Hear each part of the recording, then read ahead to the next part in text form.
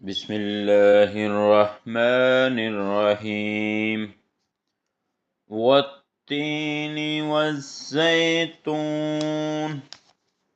وطور سينين وهذا البلد العمين لقد خلقنا الإنسان في أحسن تقويم ثم رددناه